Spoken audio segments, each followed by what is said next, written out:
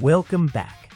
Today I'm going to show you how to create an awesome anime-style impact frame in Roblox Studio in just a few minutes.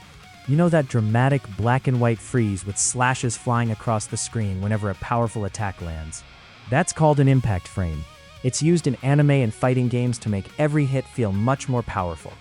The best part is that we can build this entire effect with just one local script. No animations, no remote events, and no complicated setup. Let's get started. First, we only need two things. Open lighting, add a color correction effect, and rename it to Impact Frame CC. Leave every property at its default value because our script will control everything automatically. Next, open Starter Player, then Starter Player Scripts, create a local script, and name it Impact Frame. Since this effect is completely visual, it should run on the client, making a local script the perfect choice. For a better demonstration, I recommend placing a few colorful parts into your workspace. At the top of the script, we grab the Roblox services and the local player. Right below that, you'll find all of the settings that control the effect. BW duration determines how long the freeze frame lasts. BW contrast controls how strong the black and white effect becomes. Increasing this value crushes the gray colors into deep blacks, while making bright areas pop, creating that dramatic anime look. BW brightness is intentionally negative to make dark areas even darker. Then we have slash count and slash gap, which determine how many slashes appear and how quickly they play.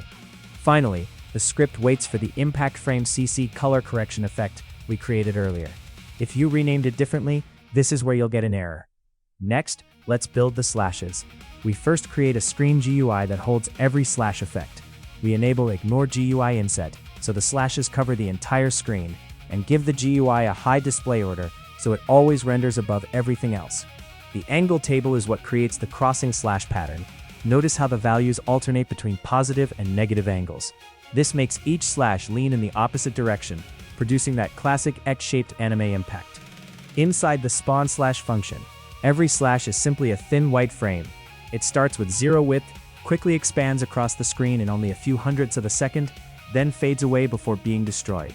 That fast expansion creates the illusion of a sword slash instead of a line suddenly appearing.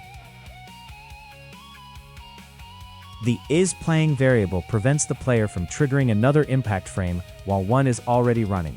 Inside setFrozen, we stop player movement by setting walk speed and jump power to 0. We also disable jumping. Then we anchor the humanoid root part and remove its velocity, giving us a true hit-stop effect even if the player is in mid-air. When the effect finishes, we simply restore the default Roblox movement values and unanchor the character. If your game uses custom movement speeds, this is the section where you should restore your own values instead. Now everything comes together inside Play Impact Frame. The function first checks if another effect is already running. If not, the player is frozen immediately. Next, the color correction effect is instantly switched to full black and white by setting saturation to -1, along with our custom contrast and brightness values. Notice there's no tween when entering the effect. That instant snap is what gives the hit its powerful feeling. After that, we spawn each slash one after another with a short delay between them, creating the layered crossing animation. The script waits for the configured freeze duration. Then, we smoothly tween all of the color correction effect properties back to normal over the recovery time. The instant transition in and the smooth transition out create that satisfying impact and recovery feeling. Finally, we unfreeze the player and allow the effect to be triggered again. At the bottom of the script, UserInputService listens for the Z key. The game process check makes sure the effect won't activate while you're typing in chat. Now let's test it. Press play, walk into the scene, and press Z.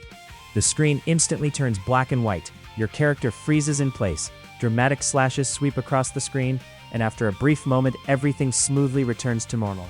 If something isn't working, here are a few quick fixes. If the script keeps waiting for Impact Frame CC, double-check that your color correction effect has exactly the same name. If the black and white effect isn't dramatic enough, increase BW contrast. If you want faster slashes, reduce slash gap. And if the freeze feels too long or too short, simply adjust BW duration. That's all there is to it. With just one local script and one lighting effect, you've created a fully client-side anime impact frame that's easy to add to any combat game. If you enjoyed this tutorial, don't forget to like the video, subscribe to the channel, and I'll see you in the next one.